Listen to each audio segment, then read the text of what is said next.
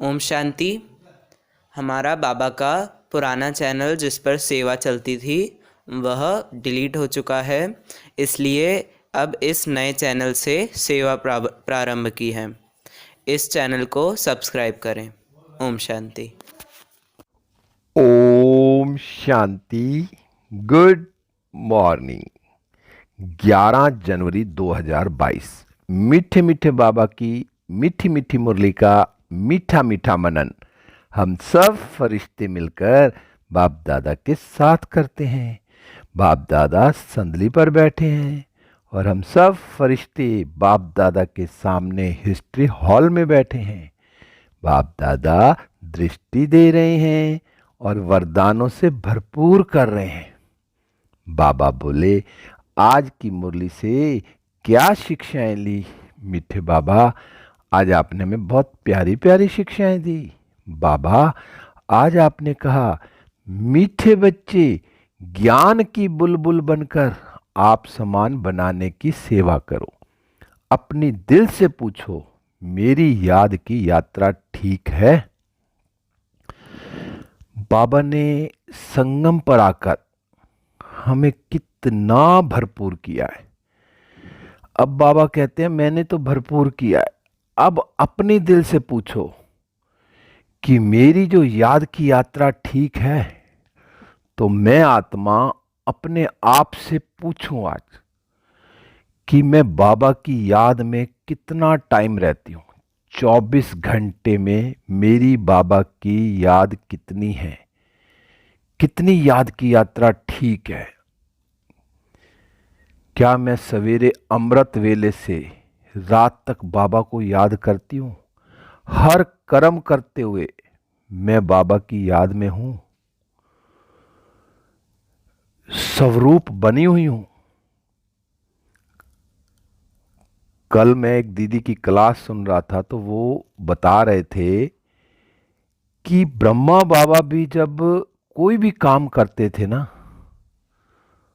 तो लेकिन वो अपने स्वमान में रहते थे कि एक बार कोई महात्मा जी मिलने आए कि मुझे आपके बाबा से मिलना है, और भाई जी ने बाबा को बोला, बाबा आपसे कोई मिलने आया है। तो उस टाइम बाबा गोबर थाप रहे थे, उपले बना रहे थे।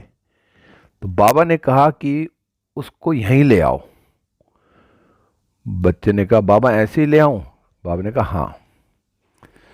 तो जब वो बहुत शोर मचा रहे थे महात्मा जी कि आपके बाबा से मिलना है, मुझे कौन है, बाबा क्या है, और जैसे ही वो बाबा से मिले तो उनको साक्षात्कार हुए कृष्ण के, तो उनके चरणों में पड़ गया। तो ये जो दीदी ने बताया, तो हम कोई भी कार्य करें, छोटे से छोटा कार्य करें, कुछ भी करें, लेकिन मैं कुछ कौन से स्वरूप में हूं। ऐसी एक दीदी के बारे में बता रहे थे कि दीदी कुछ भी करती थी तो मैं तो सतयुग के लिए जो है ना महल बना रही हूँ। वो भी गोबर थाप रही थी। तो कह रहे, किसी ने पूछा क्या कर रही हो, तो कह रहे मैं सतयुग के लिए महल बना रही हूँ। तो मैं कुछ भी कर रही हूँ लेकिन मैं उस समय बाबा की याद में हूं। मेरी याद की यात्रा ठीक है?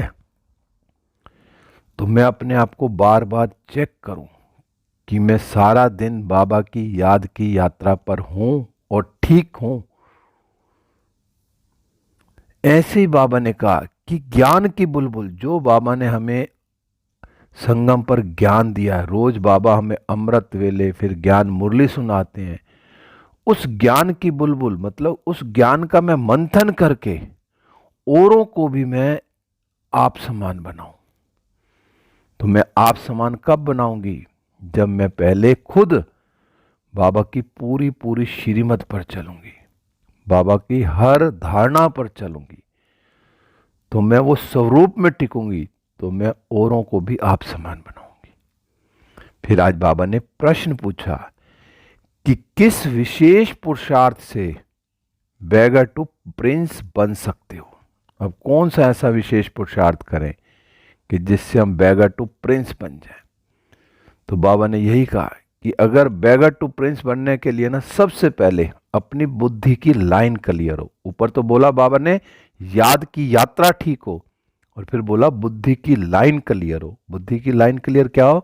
कि मैं कि बुद्धि की लाइन क्लियर होने का मतलब कि मेरे बुद्धि में एक बाप के सिवाय कोई याद ना आए। हर कर्म करते हुए बुद्धि में एक बाप याद आए, यहां तक कि ये जो मेरा शरीर है ना, ये भी मुझे याद ना आए। तो मुझे ऐसे जीते जी पुरुषार्थ करना है कि मैं ऐसा जीते जी मरने का पुरुषार्थ करूं। बाबा ने कहा जो ऐसे जो जीते जी मरने का पुरुषार्थ करने वाले ना, वही है बेगर। तो उनकी जो क्या है, वानप्रस्थ अवस्था भी है। तो मैं चेक करूं कि इस समय मैं कौन सी अवस्था में हूं। बाबा तो कहता है ना, अब हमारी क्या है, वानप्रस्थ अवस्था है। बाबा ने कहा जिनकी बुद्धि में सारा दिन बस एक बाप की याद रहे और उनकी लाइन क्लियर हो कि बस एक ही लाइन पे चल रही हूं, बाबा की याद में हर कर्म कर रही हूं। बाबा ने कहा उनकी ही वानप्रस्थ अवस्था है, क्योंकि बुद्धि में रहता है क्या कि अब तो बाबा के साथ घर जाना है, और घर जाके फिर कहाँ आना है, सुख धाम में आना। बस अब यही एक गीत बुद्धि में बजता रहे कि अब घर जाना है, अब घर जाना है, शांति धाम जाना है, और फिर वहां से आके सुख धाम आना है। तो मैं सारा दिन अपने आप को चेक करूं कि मेरा ये पुरुषार्थ चल रहा है। बाबा ने कहा अब इस पर जो पढ़ाई है ना, इस पर भी जास्ती ध्यान देना। और कौन सा ध्यान देना है, मुझे क्या बनना है। तो आज बाबा ने वो पूरी महिमा बताई कि सर्वगुण संपन्न, 16 कला संपूर्ण, संपूर्ण निर्विकारी, मर्यादा पुरुषोत्तम, अहिंसा परमो धर्म बनना है। अब मैं आत्मा चेक करूं कि ये सारे गुण मुझ में हैं। बाबा ने कहा जब बनना ही मुझे ये है इन सारे गुणों वाला, तो मेरा इस तरफ ही ध्यान जाएगा ना। अब जब मैंने एक बार ठान ली, मेरी एम ऑब्जेक्ट क्लियर है, तो मेरा बुद्धि का योग सारा दिन उस तरफ लगा रहे। पर अब ये बनेंगे कैसे, फिर बाबा ने कहा, आज बाबा ने एक एक चीज क्लियर की कि अब हमने ये कैसे बनेंगे। और बाबा ने दो ही चीज बताई कि ये पढ़ने से और पढ़ाने से। पहले मुझे पढ़ना है, फिर मुझे औरों को भी पढ़ाना है। और मुझे बेहद के बाप को सारे दिन में कितना याद करना है, ये ऊपर बाबा ने बताया ना कि मैं आत्मा बेहद के बाप को सारा दिन कितना याद करती हूं और कितनों को फिर मैं पढ़ाती हूं। बाबा ने कहा अब तक कोई संपूर्ण नहीं बना, पर यह नहीं सोचना कि अब 8 की माला बन गई, 108 की माला बन गई, मैं कहाँ होंगी। बाबा ने तो मुरलियों में कहा ना, मैं तुम्हारे लिए लड़ियां लगा दूंगा। अभी तो तुम 8 की माला में भी आ सकते हो, इतना पुरुषार्थ करो तो। फिर बाबा ने कहा करते क्या है, नंबरवार पुरुषार्थ अनुसार। बाप जो है ना, बाप की ना एक एक बच्चे पर नजर रखते हैं। कहते हैं ना बाबा को कुछ नहीं पता, बाबा एक एक बच्चे पर नजर रखते हैं कि यह बच्चा क्या कर रहा है। शिव बाबा ब्रह्मा बाबा के तन में आकर ना एक एक बच्चे पर नजर रखते थे कि ये बच्चा कर क्या रहा है, मेरे अर्थ क्या सर्विस करता है। तो मैं आत्मा अपने आप को चेक करूं कि बाबा की नजर मुझ पर है, और जब मुझे बाबा सारा दिन देखता है तो मेरी एक्टिविटी क्या होनी चाहिए। मैं बाबा का होनहार बच्चा हूं, बाबा का सिखिलदा बच्चा हूं, बाबा का फरमानदार बच्चा हूं। तो मैं हर सेकंड, क्योंकि बाबा ने संडे की मुरली में कहा कि एक एक सेकंड वर्ष के बराबर है, तो मैं अपना एक एक सेकंड कहीं व्यर्थ तो नहीं कर रहा। तो मैं हर सेकंड बाबा की याद में रहकर दूसरों को बाबा का परिचय दे रहा हूं। बाबा ने फिर कहा कि जो हर एक अपनी अवस्था और अपनी खुशी को भी जानता है। अब हर आत्मा अपनी अवस्था को भी जानती है और खुशी को भी, कि मैं कितना खुश रहती हूं। बाबा ने कहा जो अतीन्द्रिय सुख है ना, वो हर एक का जीवन जो है ना खुद को भासता है कि मैं कितने अतीन्द्रिय सुख में रहती हूं सारा दिन। क्योंकि अब हमें तो क्लियर कर दिया कि जो बाबा है हम बच्चों को तमो प्रधान से सतो प्रधान बना रहा है। तो मैं आत्मा सारा दिन बाबा की याद में रहकर कितना सतो प्रधान बनता। अब बाबा को कितना निश्चय है बच्चों पर। कहते हैं कि बच्चे तुम ब्राह्मण ही ना, दैवी गुण धारण कर मनुष्य से देवता बनते हो। स्वयं भगवान कह रहा कि तुम बच्चे दैवी गुण धारण करके मनुष्य से देवता बनते हैं। तो मैं आत्मा अपने को फिर चेक करूं कि मैंने सारे दैवी गुण धारण किए हैं। अगर कहीं भी सूक्ष्म में कमी है तो उसको भी मैं पूरा करूं, और वह सारा दिन दैवी गुण धारण करते हुए मनुष्य से देवता बनने की जो मेरी एम ऑब्जेक्ट है उसको पूरा करूं। आज बाबा ने कहा जो पवित्रता की बात भी ना मुख्य है, एक पवित्रता की बात। बाबा ये नहीं कहता कि घर बार छोड़ के कहीं भी जाओ, बाबा कहता है गृहस्थ व्यवहार में रह, कमल फूल समान बनना है। बाबा ने कहा वह कमल भी ना पानी से धरनी से ऊपर रहता है, और तुम कौन हो? तुम चैतन्य फूल भी धरनी के ऊपर हो। तो बाबा ने कहा तुमको भी प्रतिज्ञा करनी है, क्या? कि हम पवित्र रहते हुए एक दो को जो है ना क्या करेंगे? याद करेंगे। किसको? बस एक बाबा को याद करेंगे। बाबा हम पवित्र रहते हुए बस आपको ही याद करेंगे। तो बाबा ने कहा तो अंत में सिवाय आपके कोई भी याद ना आए, बच्चे कहते हैं। तो मैं आत्मा चेक करूं, क्योंकि बाबा कहते हैं ना अंतमति सो गति। तो मैं एक बाप के अलावा किसी और को याद ना करूं, और कोई भी अवगुण ना हो मेरे अंदर।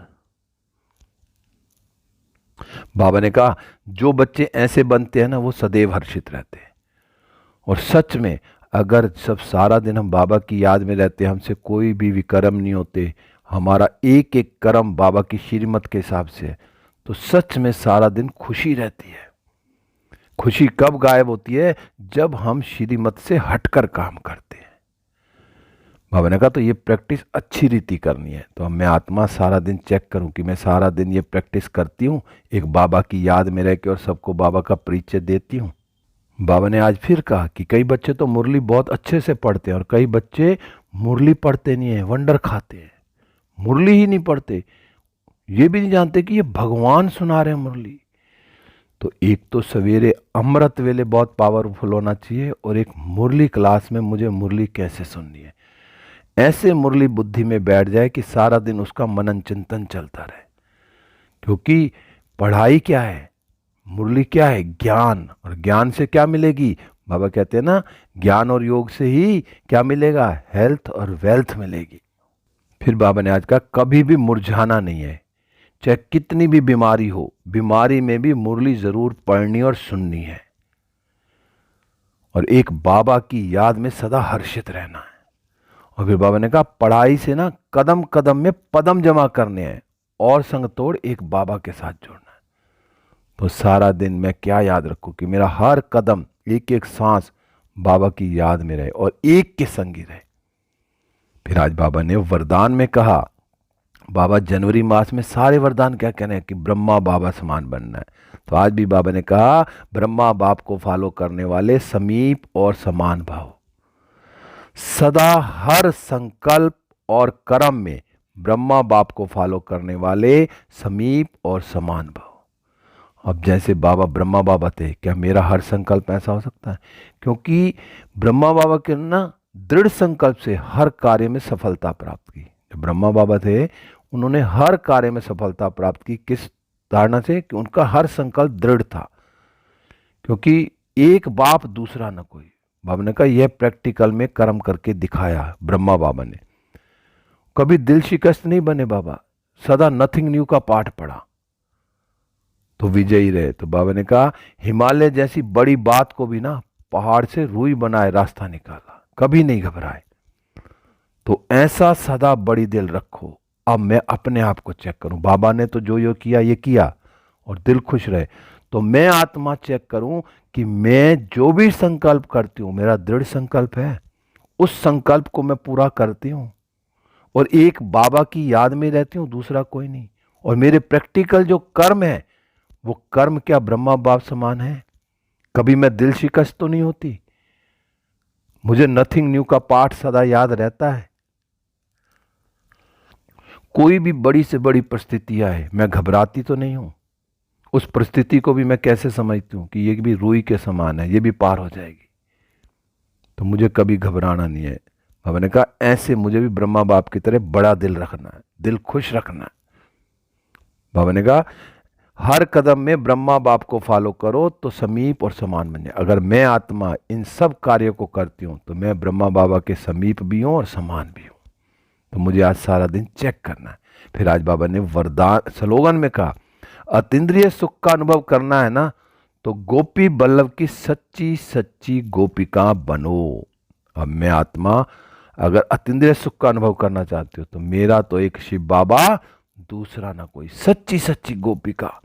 तो मैं आत्मा शिव बाबा की सच्ची सच्ची गोपिका हूं, तो मैं सदा अतीन्द्रिय सुख में रहूंगी। फिर आज बाबा ने लवलीन स्थिति का बताया कि कैसे अनुभव करना है। बाबा ने कहा, जितना बेहद की प्राप्ति में मगन रहेंगे उतना हद की आकर्षण से परे रह परमात्म प्यार में समाने का अनुभव करेंगे। आपकी यह लवलीन स्थिति वातावरण में रूहानियत की खुशबू फैलाएगी। तो मैं सारा दिन किस में मगन हूं? एक बाबा की। बाबा ने कहा, जितना बेहद की प्राप्ति में, हद की प्राप्ति नहीं, मुझे कौन सी प्राप्ति करनी है? बेहद की। मुझे कहाँ जाना है? बाबा के साथ जाना है परमधाम, और वहां से सतयुग में आना है। तो मैं बाबा के प्यार में सदा समाई रहूं, यही अनुभव करती रहूं। बाबा ने कहा, जब हम सारा दिन बाबा के प्यार में रहेंगे ना तो वहाँ का वातावरण कैसा होगा? रूहानियत, खुशबू फैलाएगा। तो मैं आत्मा वातावरण में खुशबू फैलाने वाली आत्मा हूँ। बाबा के लव में लीन रहूंगी तो खुशबू फैलती रहेगी। ओम शांति। अब हम सब फरिश्ते उड़ चले विश्व ग्लोब पर। बाप दादा की किरणें मुझ पर आ रही हैं और मुझसे सारे विश्व में फैल रही हैं। सारा विश्व सतोप्रधान होता जा रहा है। मैं आत्मा सारे विश्व में सतोप्रधान की किरणें फैलाते हुए वापस सूक्ष्म वतन में बाप दादा के सामने। बाप दादा मुझे दृष्टि दे रहे हैं, वरदानों से भरपूर कर रहे हैं। मैं फरिश्ता बाबा से दृष्टि लेते हुए वरदानों से भरपूर होकर वापस इस देह रूपी मंदिर में आ गई हूँ। बाबा की किरणें मुझ पर आ रही हैं और मुझसे चारों ओर फैल रही हैं। ओम शांति, ओम शांति, ओम शांति।